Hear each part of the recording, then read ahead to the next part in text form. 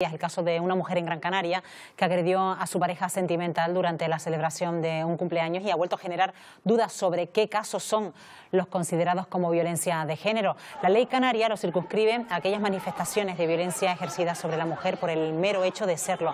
Manifestaciones que implican una naturaleza física, sexual, psicológica o económica, pero van mucho más allá y no solo se dan cuando se trata de la pareja o la expareja. Pues vamos a aclarar muchas dudas esta mañana con Carmen Llanes, que es abogada. Carmen, ¿qué tal? Muy buenos días. Hola, buenos días, Carmen. Bienvenida de nuevo. Bueno, gracias. Cuando se dan casos de este tipo, como le ha ocurrido hace tan solo unos días en la isla de Gran Canaria, surgen esas dudas. ¿Por qué los hombres no están dentro de la ley de violencia de género? Bueno, vamos a ver, Estíbaliz, los hombres no están dentro de la violencia de género porque la violencia de género la sufrimos las mujeres por el hecho de serlo. En la actual regulación estatal, la violencia de género se entiende como los actos de violencia física o psicológica ejercidos sobre una mujer por el hombre que ha sido o es su pareja.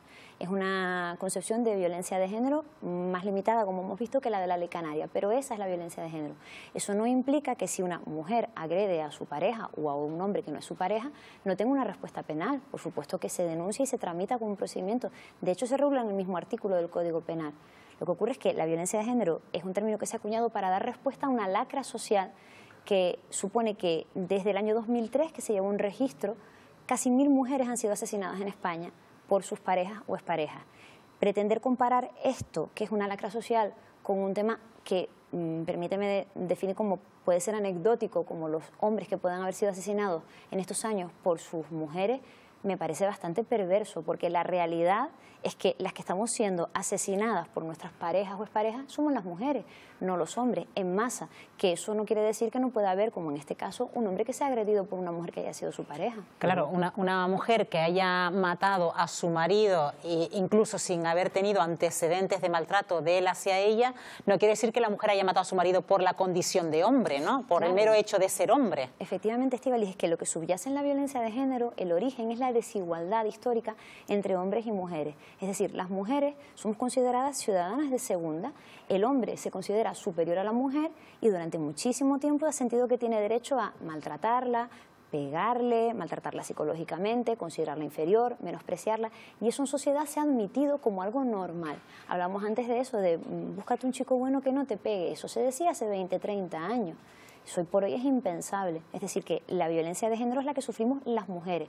Eso no significa que no pueda haber hombres agredidos, pero eso por supuesto no es violencia de género. La pertenencia al género masculino no supone un riesgo para ningún hombre. Claro, y no solo estamos hablando de la consecuencia última y terrible que puede ser una muerte, es una vida entera de sufrir malos tratos, como hemos hablado hasta la saciedad, por el mero hecho de ser la pareja de alguien que considera que tiene derecho a ejercer esa violencia porque tú eres su pareja, su expareja, porque no estás de acuerdo porque te haya dejado, por cualquier razón que el hombre estipule que por eso va a agredir a esta persona, psicológica o físicamente. Efectivamente, claro, por ser mujer se entiende que tenemos menos derechos fundamentales, tenemos una menor capacidad de decisión, también la independencia económica es muy importante y por ese hecho, durante muchísimos años, el hombre se ha sentido con derecho a maltratar a la mujer porque se ha sentido superior. La base del maltrato siempre es la desigualdad. Entre iguales no hay maltrato, puede haber violencia, pero no maltrato. La base del maltrato siempre es la desigualdad. Bueno, de hecho, la que sigue sintiendo miedo, por ejemplo, cuando va por la noche sola por la calle, es la mujer y no el hombre. El hombre puede sentir miedo por sentirse atracado, pero no por ser violado, por ejemplo, por una mujer o acosado.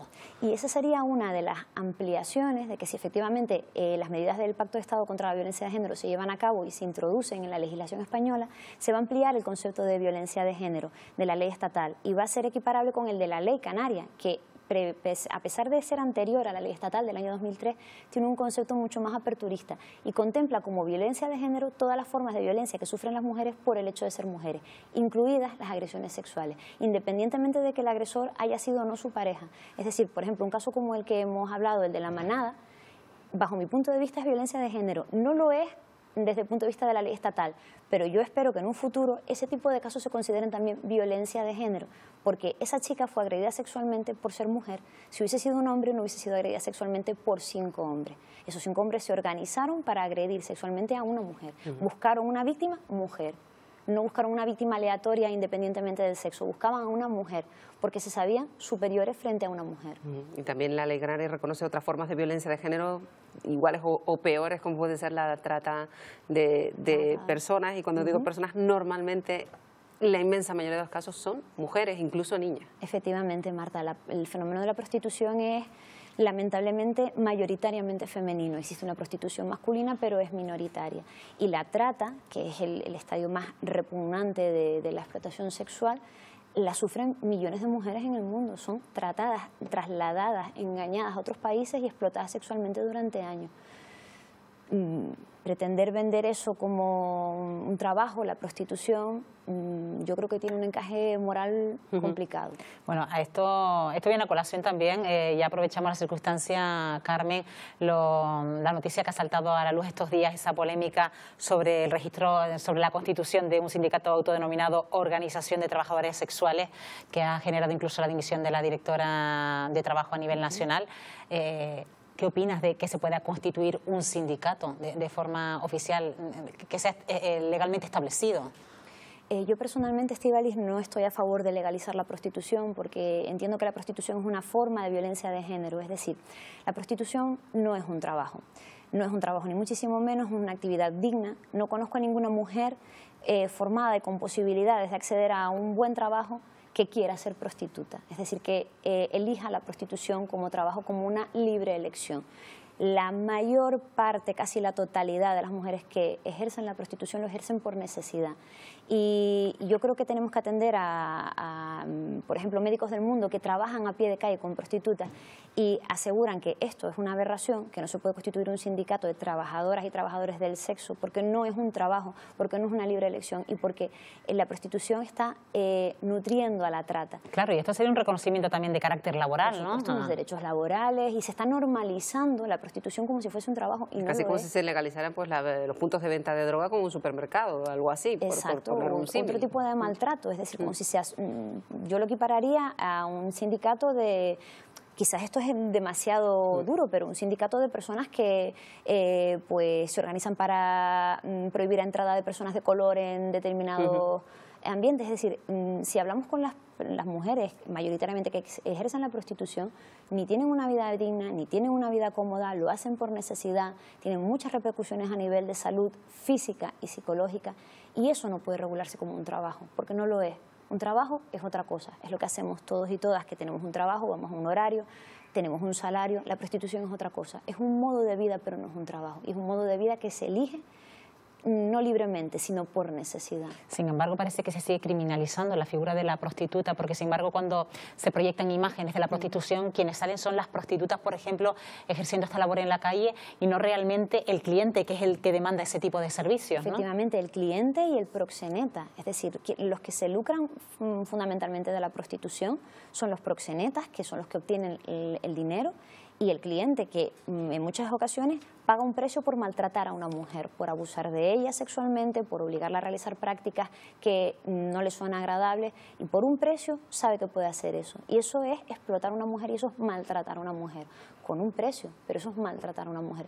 Regular eso, vestirlo de sindicato y conferir unos derechos laborales, a mí me parece que moralmente tiene un encaje muy complicado, y yo creo que esta sociedad no tiene que ir en esa línea, debe ir justo en la contraria, en la de luchar contra las formas de explotación y maltrato a las mujeres. De hecho, escuchamos a la propia ministra pues mostrarse indignada cuando se enteró y hablar de que le había metido un gol, que lo dijo ella pues textualmente cuando ocurrió esto, ¿no? Es que vamos a ver, el Pacto de Medidas contra la Violencia de Género contempla la prostitución como una forma de violencia de género. Claro. Si contemplas la prostitución como una forma de violencia de género, no puedes regular la prostitución. Y ese pacto iba yo, por cierto, que nos queda poco tiempo, y que es que ese pacto de violencia de género que se vendió como ese paso tan importante, tan necesario, todavía no está dotado, estamos en un contexto político muy complicado, y es una herramienta fundamental para empezar a trabajar y por poner en marcha pues cuestiones como esta, ¿no? Claro, que el problema del Pacto de Estados, como siempre, es una declaración de intenciones, pero faltaba dotación presupuestaria. Ahora habrá que implementarlo, y entiendo que será un proceso largo el de implementar todas esas medidas, pero yo creo que esa es la línea en la que debemos ir como sociedad,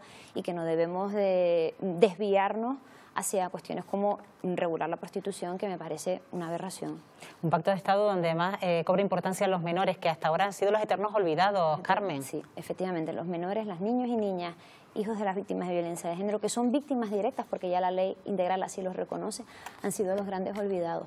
Necesitamos que los juzgados tengan perspectiva de género, entiendan que un padre agresor no puede ser un buen padre. Es decir, no se puede dictar una sentencia en la que se condena a un señor por agredir a la madre de sus hijos en presencia de esto, que les va a causar una secuela probablemente psicológica de por vida, y a renglón seguido establecer un régimen de visitas normalizado diciendo que, bueno, ha agredido a la madre, pero luego es un buen padre. Es que no, un hombre que agrede a la madre de sus hijos no es un buen padre. No incluso que los visiten en prisión. Exacto, eso a mí de verdad me parece aberrante. O sea, no, la prisión nunca es un entorno adecuado para un menor, nunca. Máxime cuando el agresor está en prisión por maltratar a su madre. Eso me parece rocambolesco. Bueno, pues esperemos que se hayan resuelto algunas dudas, sobre todo en cuanto a ese caso que conocíamos hace tan solo unos días en la isla de Gran Canaria. Carmen Llanes, como siempre, gracias por estar aquí en Buenos Días Canarias. Gracias, Muy buenos días. Por invitarme, un placer.